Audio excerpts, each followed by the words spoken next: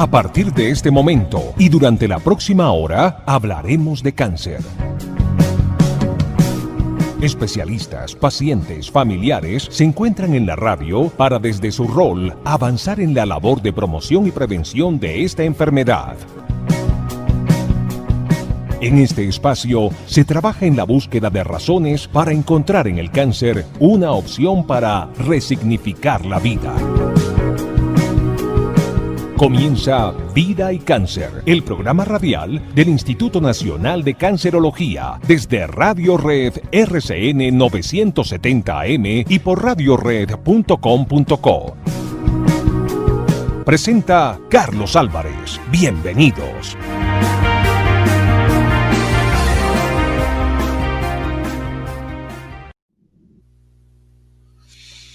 Saludos. Qué bueno estar de nuevo con ustedes como todos los miércoles para presentarles Vida y Cáncer. Este es el programa del Instituto Nacional de Cancerología que acerca temas de interés en la constante labor de promoción y prevención de la enfermedad. Ustedes nos siguen a través de la radio por los 970 AM de Radio Red RCN o por su señal en internet radiored.com.co. Además, también pueden sintonizarnos en nuestro acostumbrado Facebook Live a través de la cuenta de Facebook del Instituto Incancerología ESE. O además hay una alternativa también disponible para quienes quieran seguir el programa a través del canal de YouTube del Instituto, que es simplemente así, lo buscan en YouTube como Incancerología.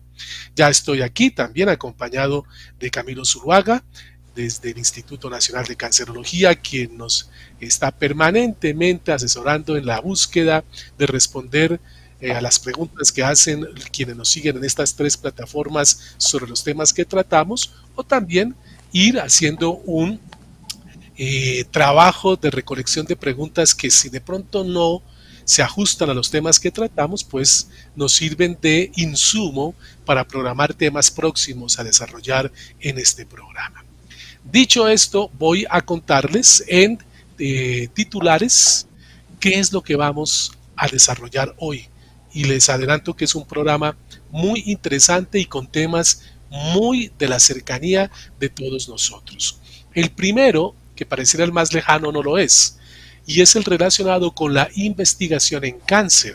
Y vamos a hablar de este tema a propósito que el pasado 24 de septiembre, a instancias de la OMS, se conmemoró el Día Mundial de Investigación en Cáncer, razón por la cual hablaremos hoy de cómo uno de los retos sin duda prioritarios en la lucha contra el cáncer es seguir potenciando, reforzando la investigación oncológica como factor esencial para poder frenar la progresión de esta enfermedad y poder seguir mejorando los índices de supervivencia y también la calidad de vida de las personas que resultan diagnosticadas. Vamos a destacar en esta audición un aporte importante, trascendental, que permanentemente está haciendo el Instituto Nacional de Cancerología a nuestro medio ambiente, y es a través del cumplimiento estricto de un protocolo frente al manejo de los residuos radioactivos que lógicamente se producen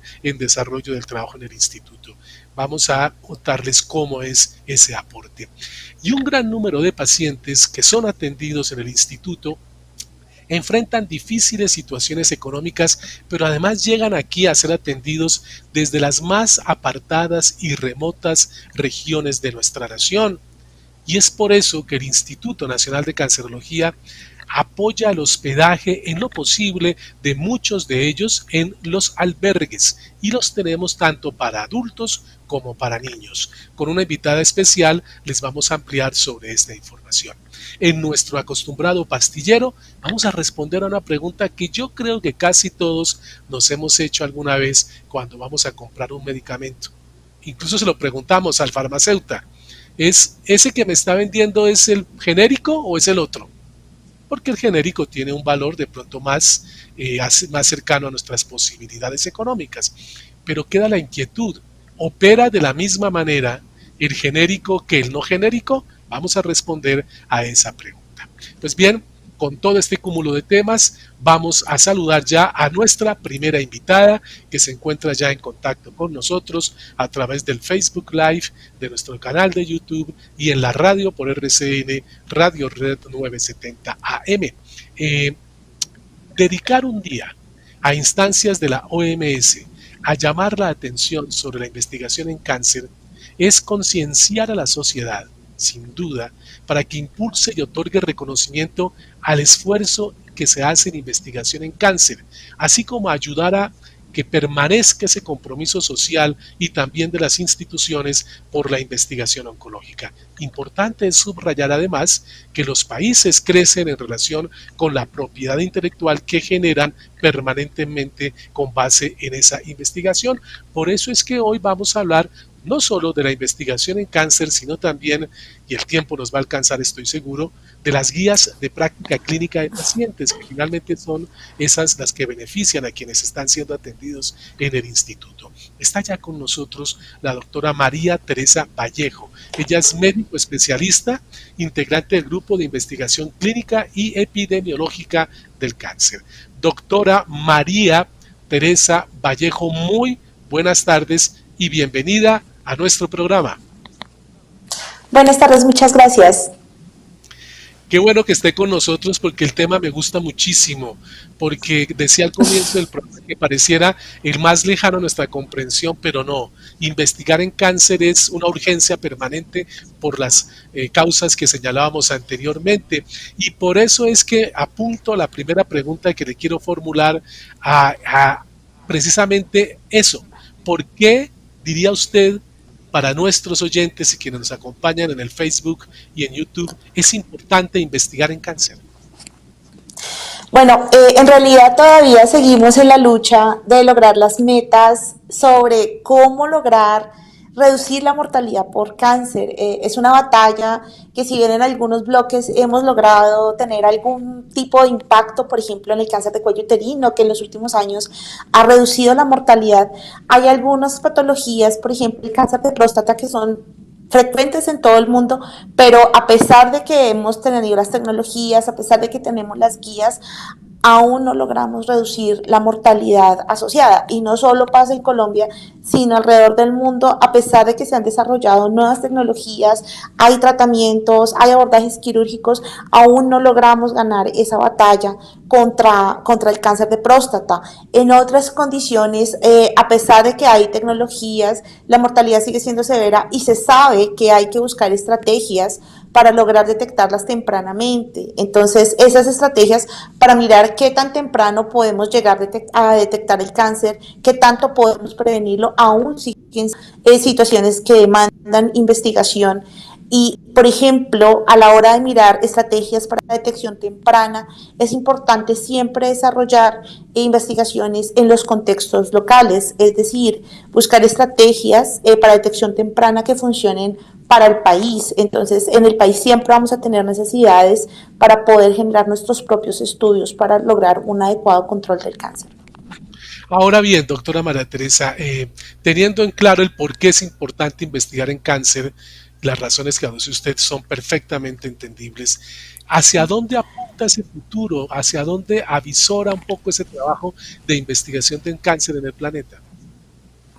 Bueno, la ventaja que ha tenido la investigación en cáncer es que se ha vuelto muy polifacética, aborda muchos bloques de acción y muchas perspectivas.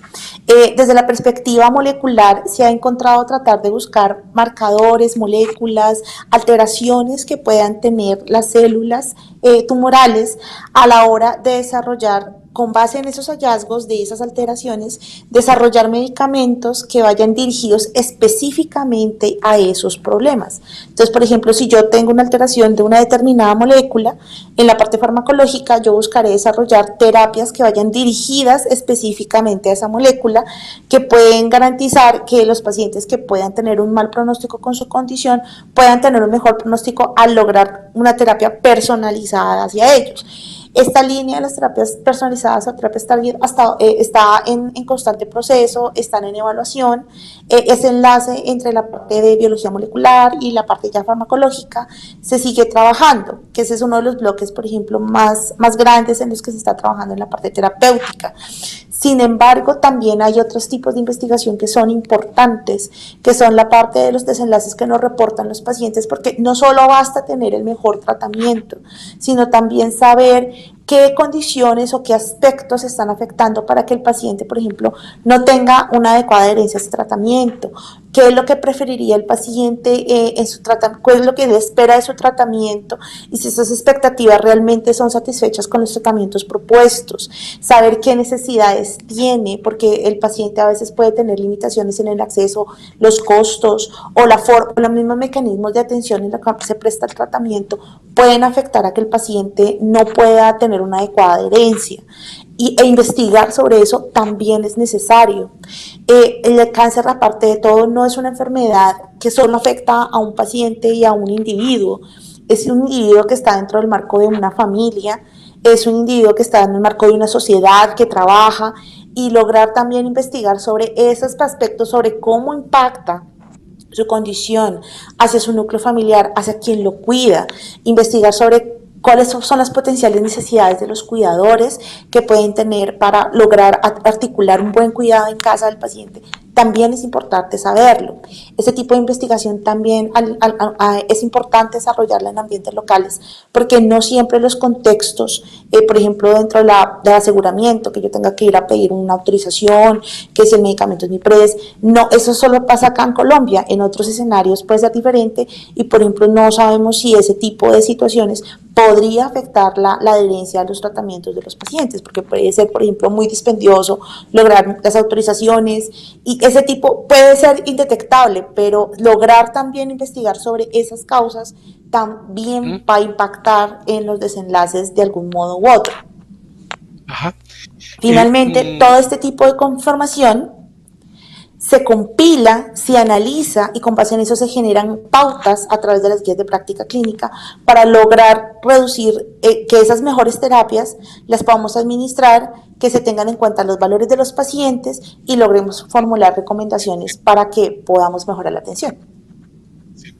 Ya vamos a hablar un instantico más a profundidad, si usted nos lo permite, esas guías de práctica clínica a las cuales ya he hecho alusión en esta respuesta, pero quisiera que nos ayudaran algo, si es posible.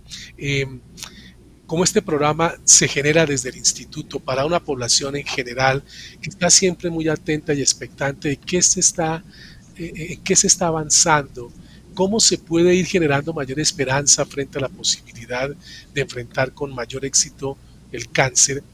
¿Qué podríamos decirles a ellos respecto a qué se está haciendo específicamente en el instituto para la investigación del cáncer en Colombia?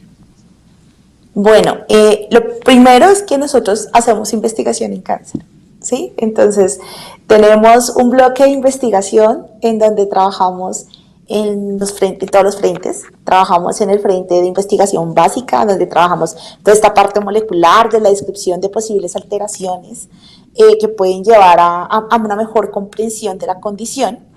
Trabajamos también en la parte de investigación clínica, bien sea lo que hablábamos, evaluando factores que puedan afectar tanto el riesgo como el pronóstico de los pacientes, el riesgo en la población general para generar cáncer, y en los pacientes con cáncer, factores que puedan afectar su supervivencia a corto y largo plazo. También en estos tipos de investigación de factores lo podemos hacer dentro de nuestra propia población, o lo podemos hacer a través de alianzas o estudios nacionales o incluso internacionales. Para la parte terapéutica, para evaluar nuevas tecnologías, nosotros trabajamos con ensayos clínicos que son financiados por la industria farmacéutica, pero también trabajamos y estamos participando en estudios internacionales para facilitar un acceso a esas nuevas moléculas a pacientes que lo pueden necesitar y que tienen un potencial beneficio si participan en esos estudios. De la misma manera, también el instituto tiene sus propios estudios clínicos para lograr también acceder a nuevas tecnologías o innovación de intervenciones para pacientes institucionales. Ajá. Me, Bueno, ah, me quedan dos preguntas. El tiempo aquí corre, pero la verdad que nos ha quedado terrible el tema, usted no se preocupe. Respecto a lo que ya usted aludía, las guías de práctica clínica. ¿Por qué no explicamos de la manera más sencilla y comprensible para nosotros y todos quienes nos acompañan, que somos legos en el asunto, qué son esas guías de práctica clínica? Y de una vez le empato la siguiente y última pregunta. ¿Qué utilidad, para qué sirven esas guías? bueno, la idea es que esta información, la información que se obtiene de la investigación es muchísima y con todo el volumen que hay de información es necesario aplicarla críticamente para tomar decisiones. Entonces, las guías de práctica clínica como tal es un conjunto de conclusiones, de recomendaciones que vienen derivadas del proceso crítico de la evaluación de los estudios que salen publicados.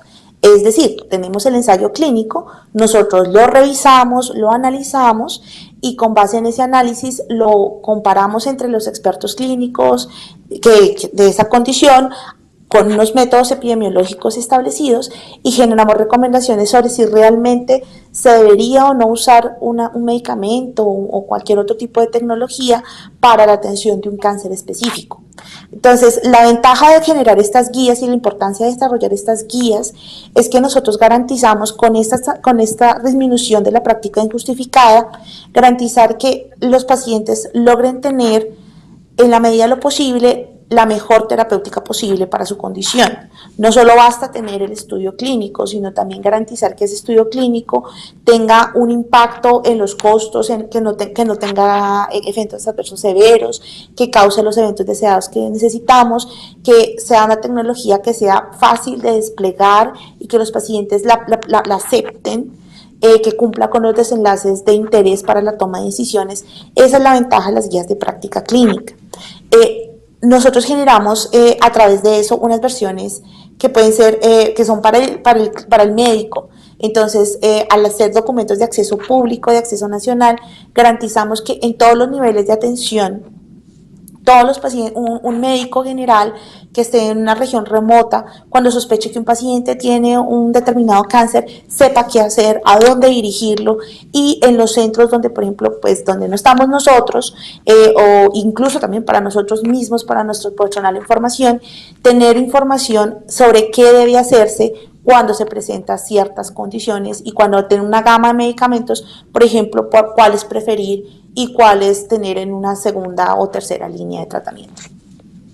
No, pues eso que nos explica la doctora es básico en la medida en que es prácticamente la Biblia de cómo reaccionar frente a un tema de cáncer cuando no se tiene el especialista o el médico adecuado, digo yo, y el Sí, médico más adecuado. que Biblia es un buen amigo. Es decir, la idea no es mandatorio, Yo no son los digo, 10 mandamientos, es un buen sí, sí, sí, amigo. Es decir, cuando uno tiene una duda y necesita un consejo, un buen amigo, esas ahí son las está. guías de práctica clínica.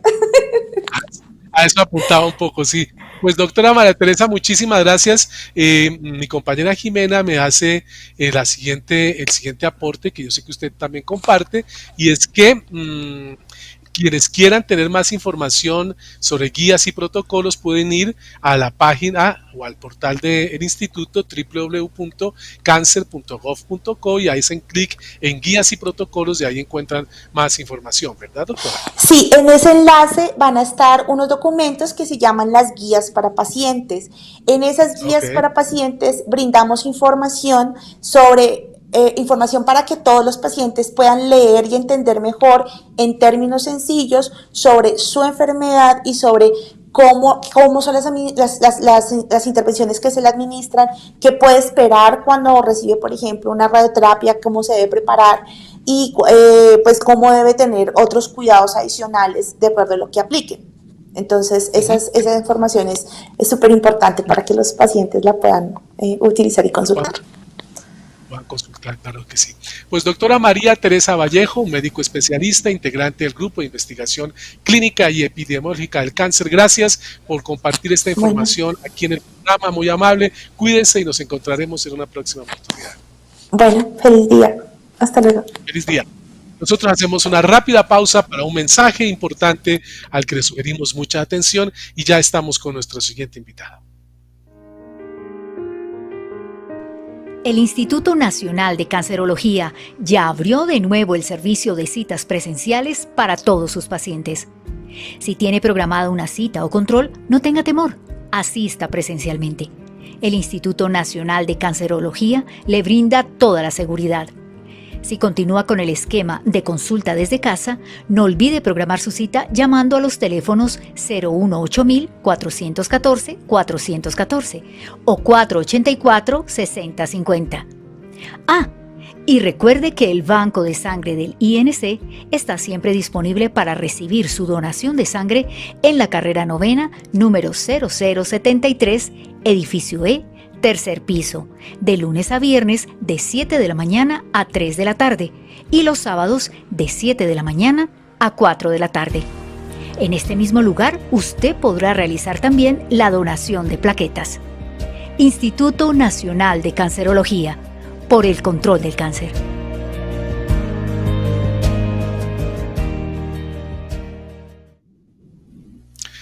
Regresamos a Vida y Cáncer, el programa del INC, desde Radio Red RCN y por nuestra cuenta de Facebook del Instituto en Cancerología SE, donde hacemos este Facebook Live todos los miércoles y en el canal de YouTube por Incancerología. Vamos a nuestro siguiente tema. Recuerdan que les anuncié que hay un aporte permanente como reflejo de su política de responsabilidad social del instituto con el medio ambiente y es relacionado con los vertimientos libres, la palabra es clave, de material radiactivo que se envían a la red de alcantarillado de Bogotá. Pues vamos a hablar con quien diseñó y construyó, hizo realidad esta propuesta que resulta tan interesante, pero más que interesante, importante y vital para aportarle cosas positivas, acciones más que cosas, acciones positivas al medio ambiente.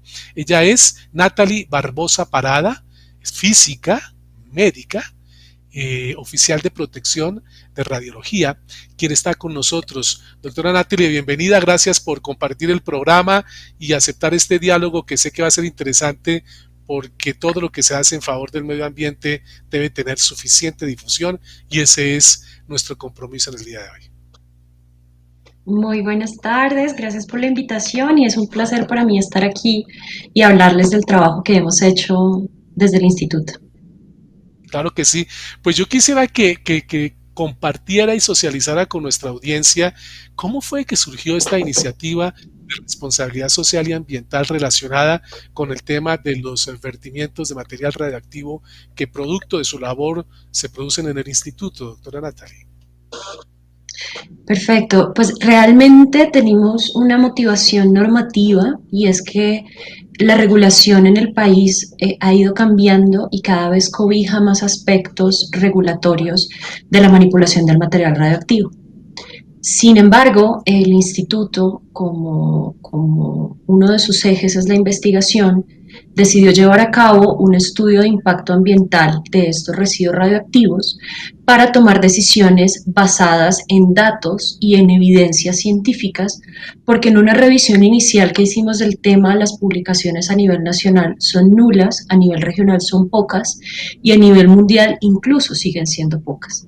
Entonces lo planteamos como un proyecto de investigación y de mejoramiento frente a cuál era ese impacto que tenían nuestros residuos radioactivos líquidos y así poder definir qué íbamos a hacer con ellos.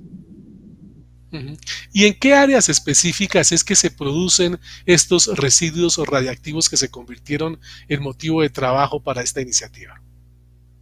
Okay. Nosotros en el Servicio de Medicina Nuclear administramos material radioactivo a los pacientes, sea para diagnóstico o para terapia. Este material radioactivo se administra sea vía oral o intravenosa y al final va a ser eliminado en gran parte a través de la orina. Esto quiere decir que este material radioactivo va a estar contaminando las aguas servidas de los servicios de medicina nuclear.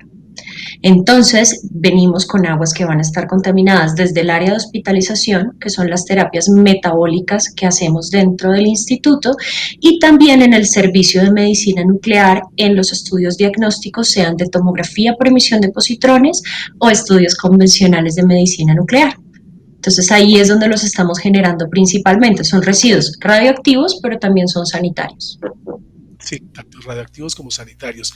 Y Sí, señor. cuéntenos un poco cómo es que se dispone de esos residuos de los pacientes, cómo se filtran, qué tratamiento tienen previo al vertimiento ya a la red de alcantarillado.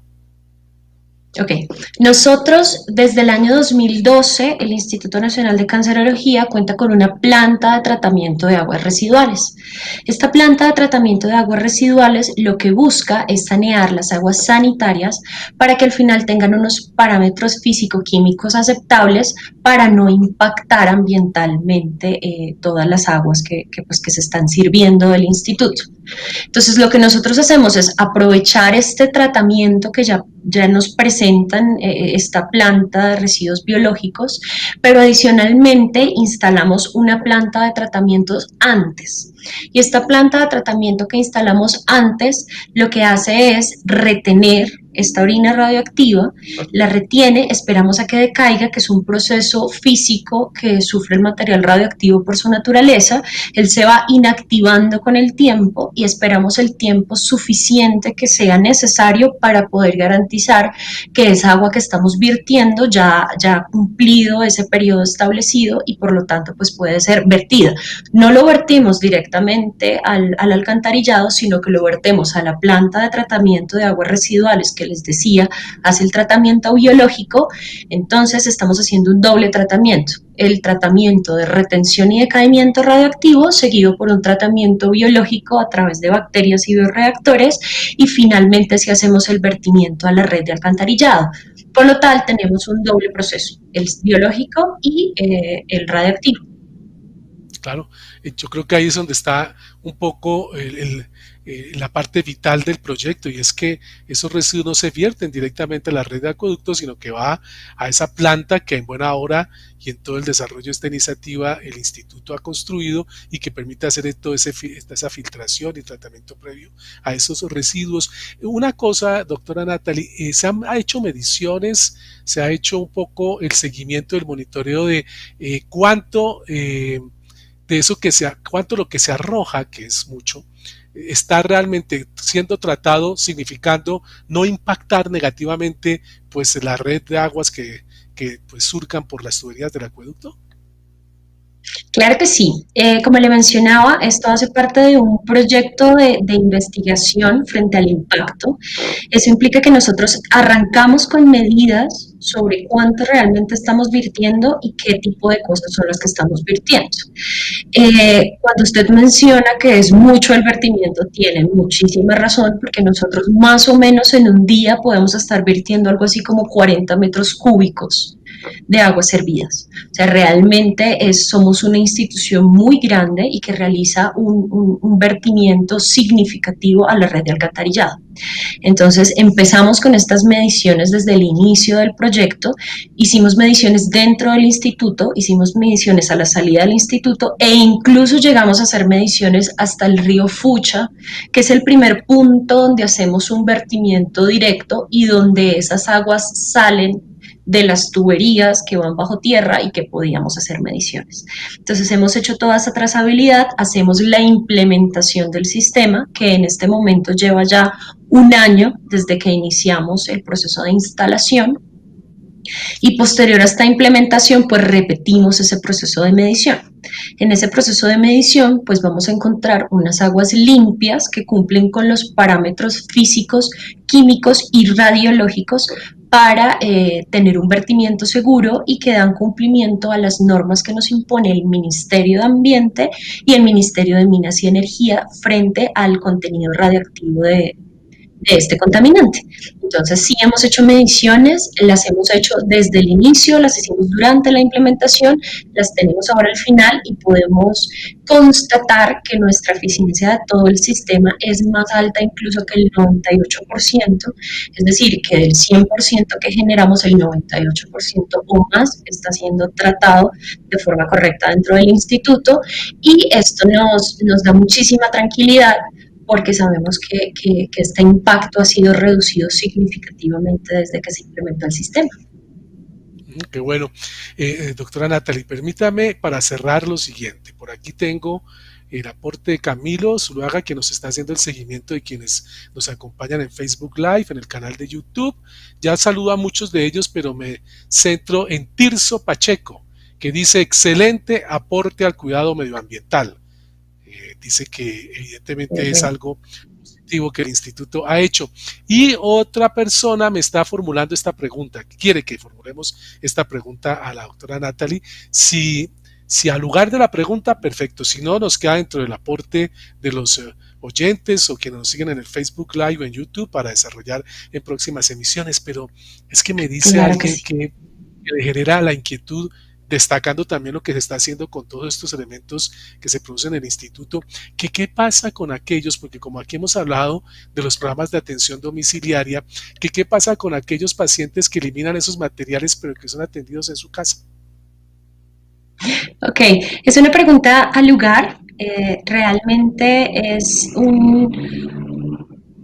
una variable que tuvimos en cuenta en el estudio frente a la atención del Instituto Nacional de Cancerología. Sin embargo, pues sabemos que a nivel distrital no somos el único generador de este tipo de residuos. Hay otro principio del que podemos hacer uso cuando hablamos de gestión de residuos radioactivos, y es el principio de dilución. Entonces, si bien tenemos un generador en casa de una concentración de material radioactivo, este generador va a estar vinculado a toda una red de alcantarillado de su cuadra, de su barrio, de su localidad, y por lo tanto va a ser altamente diluido. Entonces, cuando se hacen estos vertimientos puntuales, se hace más el principio de dilución que de tratamiento en sitio. En sitio. Ahí está respondida la pregunta para quien la estaba formulando a través de nuestro Facebook. Pues doctora, déjeme decirle que es un tema del cual estábamos tan lejanos y desconocedores que nos impacta positivamente saber todo ese esfuerzo que se ha hecho en el instituto para poder manejar estos vertimientos radioactivos ya libres de ese material radioactivo mejor, y que llega pues luego de su tratamiento y con toda la explicación que usted nos ha hecho pues al sistema de alcantarillado de la ciudad. Y esto supongo Sí, que señor. me acaba de generar una pregunta así espontánea.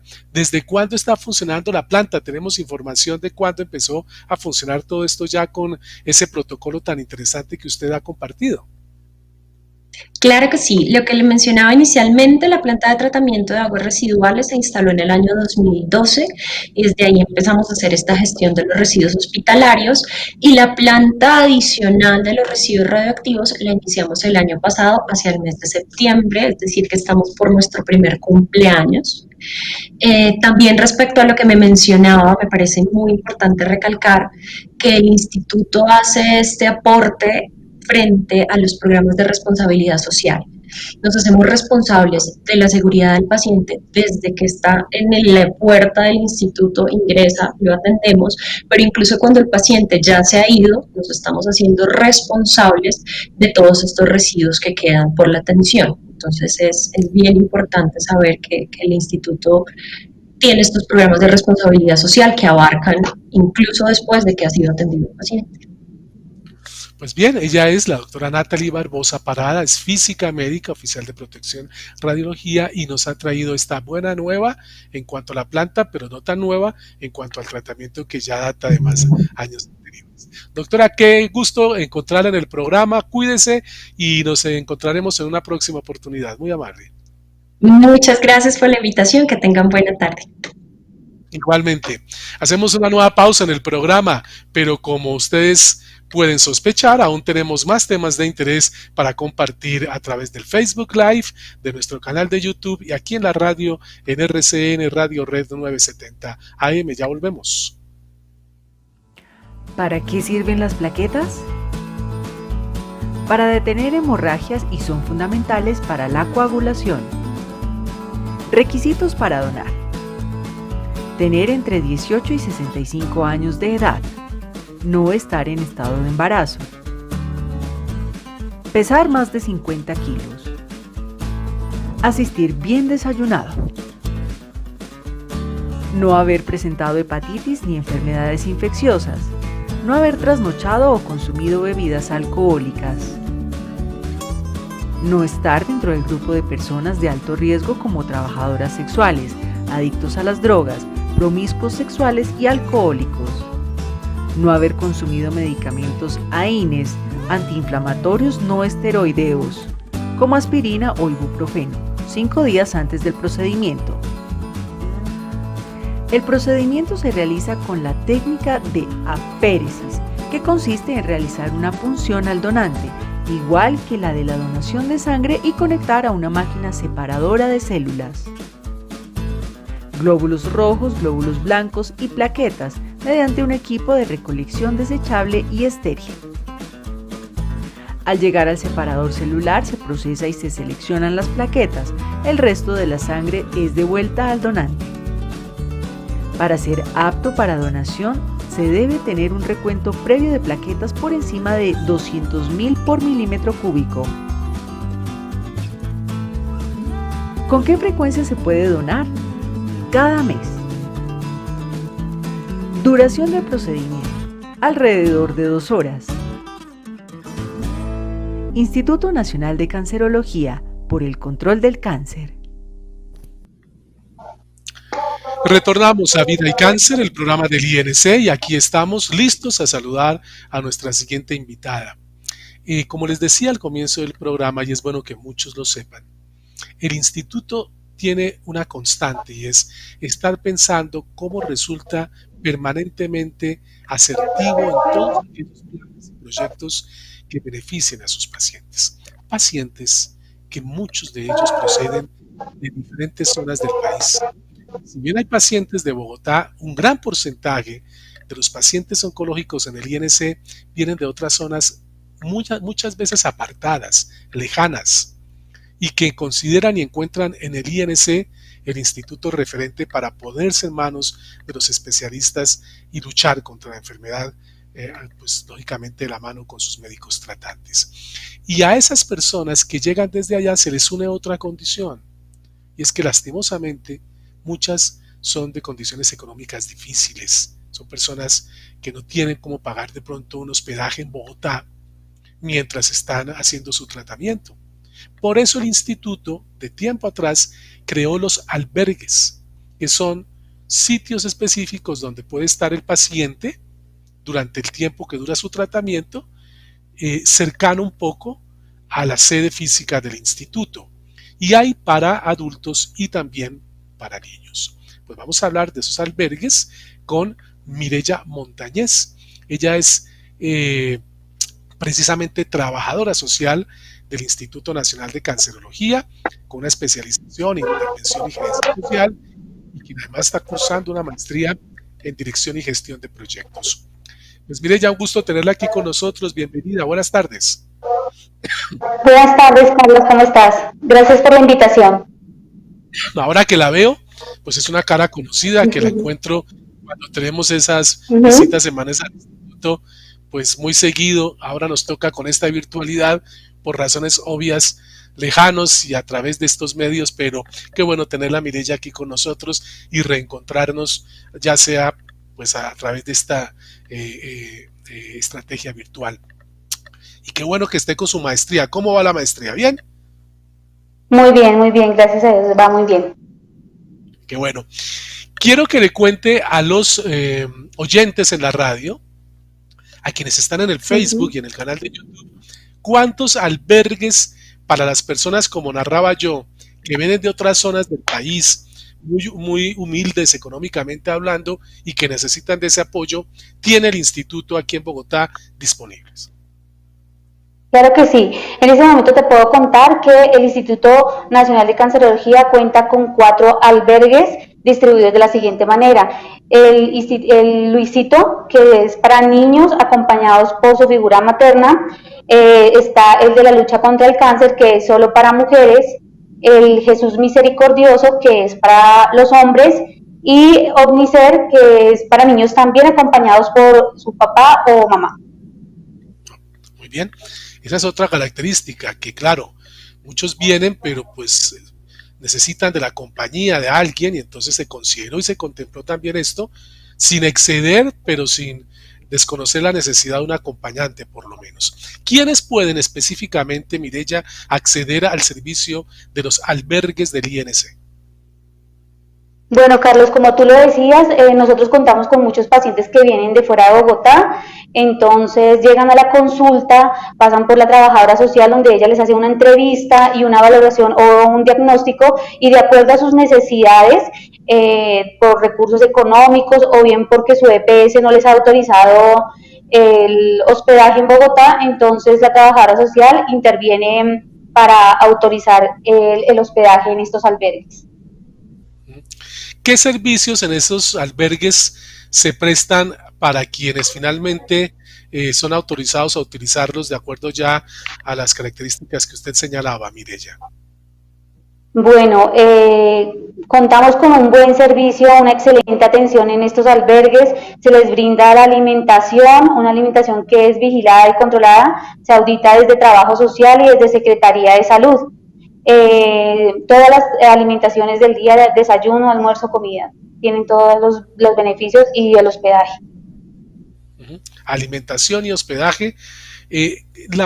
Una inquietud que decía yo al comienzo, ¿los albergues tienen algún grado de cercanía con la sede del instituto, Mireya? Los que usted nombró que tiene el instituto a disposición de estos pacientes. Sí, Carlos, los 4 albergues que te mencioné están muy cerca al instituto. Los 4 están muy cerca para que todos los pacientes que vienen a sus citas pues les quede más fácil el acceso al instituto. ¿Cuánto tiempo se contempla la posibilidad de estadía de un paciente en el albergue, Mireya? Bueno, eso depende del tratamiento que requieran ellos acá en el instituto. Muchos pacientes vienen para hacer una quimioterapia alrededor de 20 días o más, otros vienen para tratamiento de yodoterapia, del cual contamos con unas cabañas de aislamiento en el albergue de mujeres y de acuerdo a su tratamiento pues se asignan los días y eso lo valora pues también la trabajadora social. ¿Qué reacción tiene una persona cuando llega? Y yo creo que es un poquito la parte humana que quisiéramos exponer, Mireya, que llega de otra zona apartada, que a veces se encuentra con la novedad de estrellarse, por decirlo de alguna manera, con una ciudad que le es desconocida, grande, un poco lejana a lo que conoció, que es su pueblo, su localidad, su vereda, y llegar aquí, verse desorientado, desorientada y encontrar esta mano que se extiende del instituto para decirle no, usted tranquilo, venga, mientras su EPS la autoriza, o si no la tiene, como usted explicaba, venga que aquí hay estos albergues. ¿Cómo reaccionan quienes finalmente llegan a esos albergues, Mireya? Bueno, tu pregunta es muy interesante. Sí, muchos de los pacientes que llegan de fuera de Bogotá vienen totalmente desconociendo la ciudad, los sitios. De hecho, siendo tan cerca que quedan los albergues, sienten temor al desplazarse a ellos y pues nosotros lo que hacemos es ofrecerles el acompañamiento, no directamente hasta el albergue, pero sí dándoles como esa confianza para que ellos puedan dirigirse y se sientan más tranquilos. Los orientamos de manera muy oportuna, muy clara y así ellos se sienten respaldados por el instituto. Claro, sienten la compañía, el respaldo, el apoyo.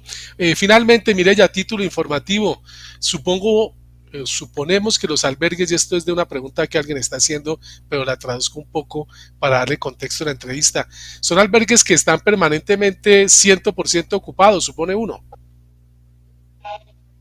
Pues en ocasiones sí tenemos mucha demanda, pues nosotros asignamos también de acuerdo a la disponibilidad, ¿no?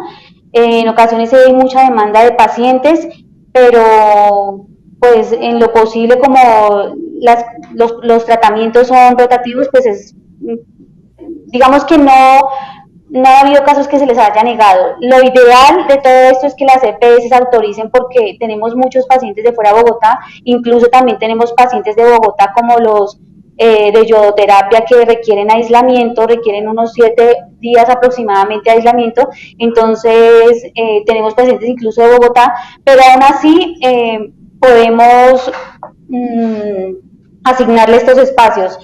Sin embargo, les contaba, las EPS también algunas autorizan a los pacientes el hospedaje, no todas, entonces con aquellos que no cuentan con este beneficio, pues es ahí donde nosotras intervenimos.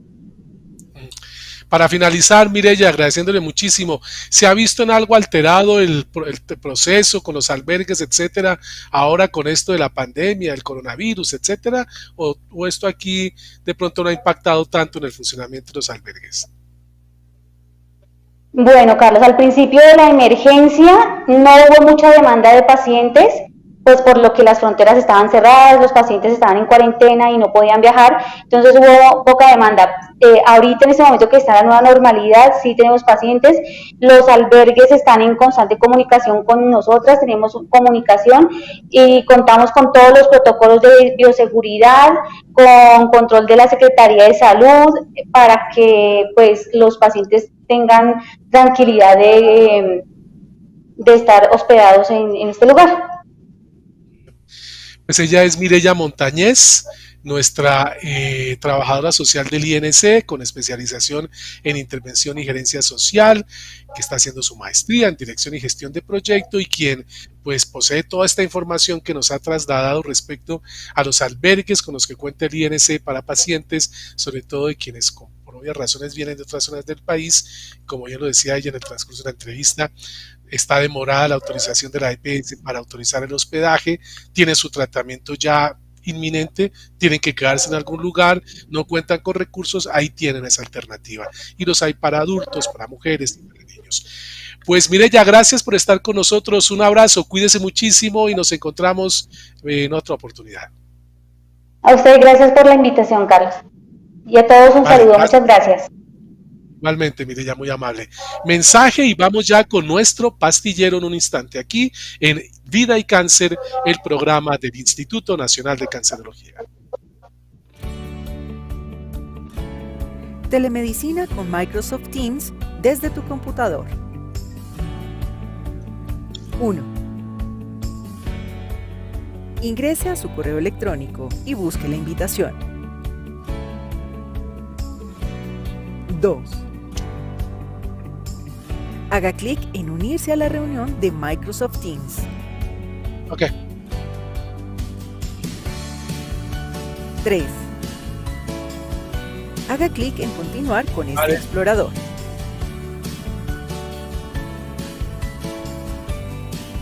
4. Escriba su nombre completo y haga clic en unirse como invitado. 5. Permita la activación de grabación de audio y video. 6. Espere hasta que el profesional a cargo permita el acceso a la reunión y todo estará listo para el desarrollo de la consulta. Recuerde, estar en un lugar con buena conexión a internet, iluminación, tranquilo y sin distracciones. Tenga a la mano sus exámenes médicos, una libreta y un esfero. Prepare sus preguntas con anticipación. Si no maneja con facilidad dispositivos electrónicos, cuente con alguien que le ayude. Instituto Nacional de Cancerología. Por el control del cáncer.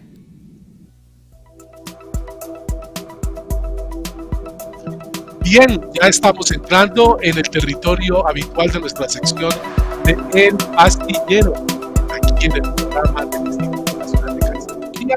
Antes de saludar a nuestra invitada para esta sección, saludo a algunos y algunas de quienes se conectan al programa: Elba Jiménez, Merly Araceli España Burbano, Tiago Espitia Telles, Viviana Suárez Moreno, Paula Andrea González, Elba Jiménez, que es una habitual acompañante de este programa desde Cibaté.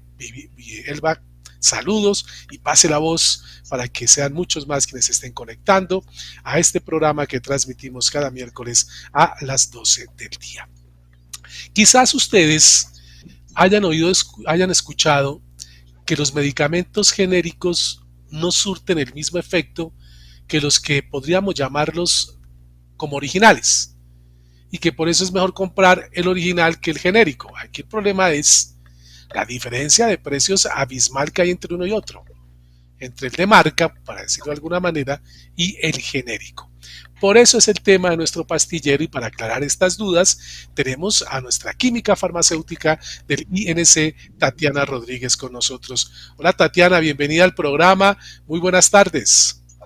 Hola Carlos, hola a toda la audiencia, los que nos están escuchando y los que nos están viendo, ¿cómo están?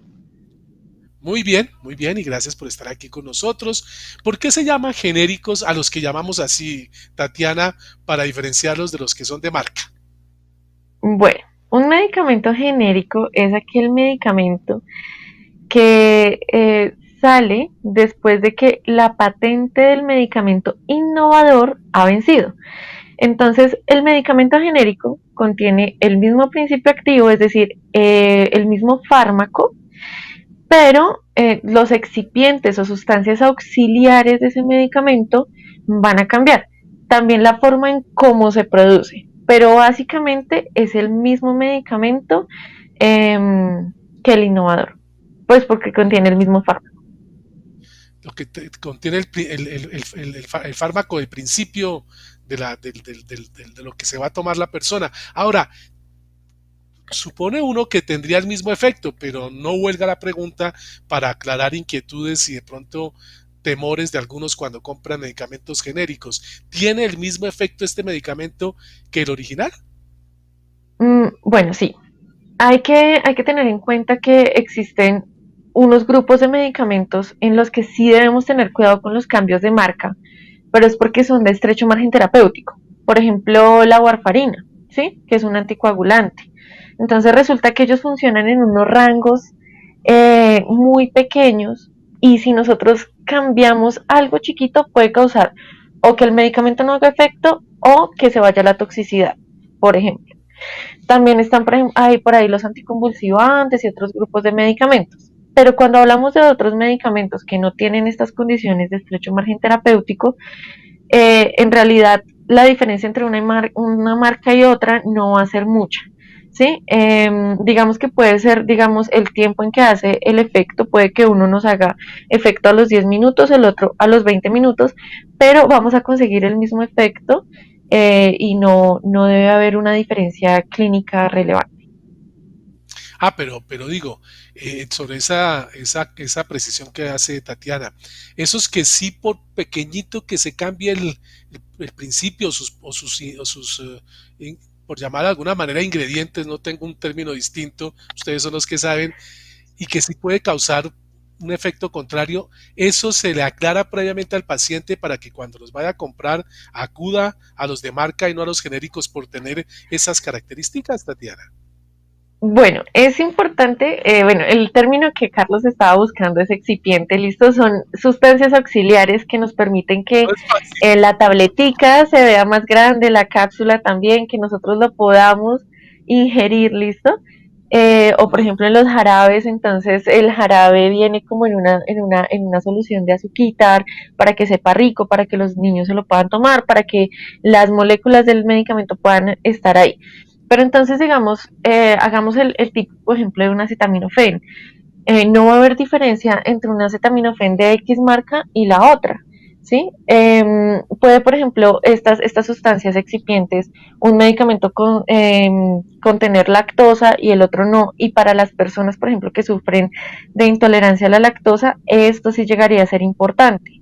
Pero de ahí en más, la diferencia clínica no va a ser ninguna, a menos de que hablemos de estos grupos especiales de medicamentos de estrecho margen terapéutico de ese tipo.